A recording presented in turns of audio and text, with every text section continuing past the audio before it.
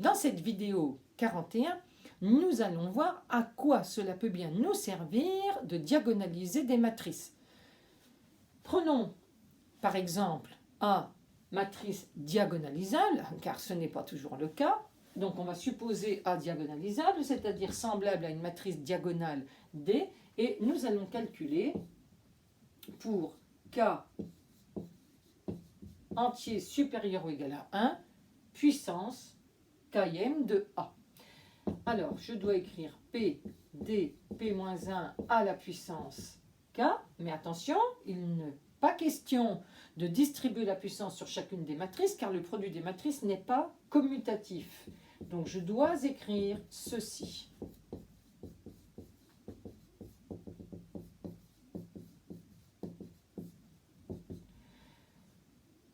Le produit des matrices n'est pas commutatif, mais il est associatif.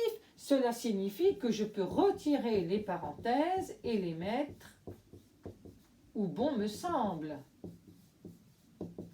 Or, il me semble bon de les mettre ici.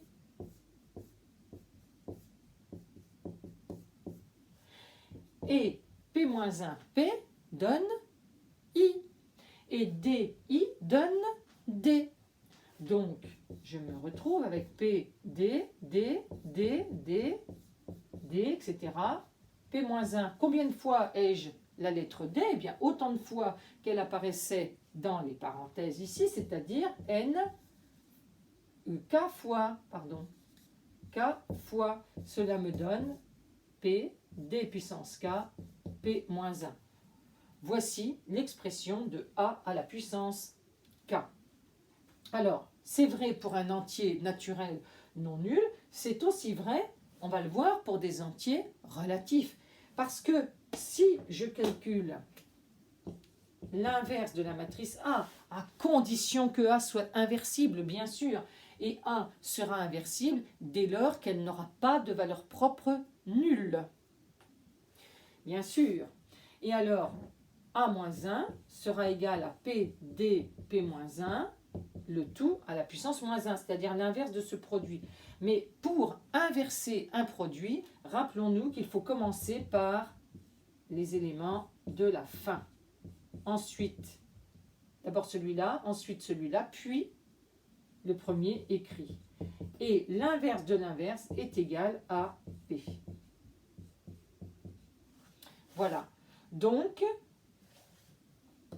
inverser une matrice diagonale, c'est très simple.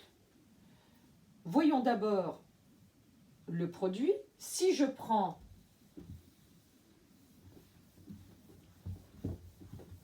une matrice diagonale comme ceci,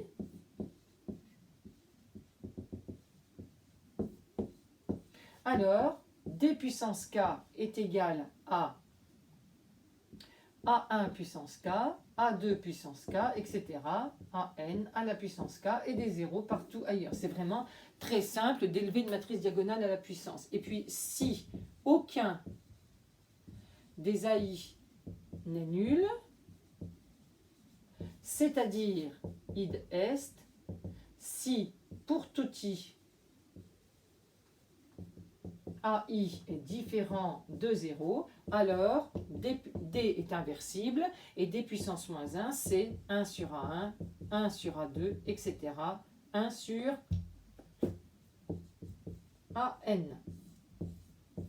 Voilà, autrement dit, si A est diagonalisable, A puissance K sera diagonalisable, et si 2 plus A est inversible, A puissance moins 1 sera diagonalisable, et ses valeurs propres seront les inverses des valeurs propres de la matrice A.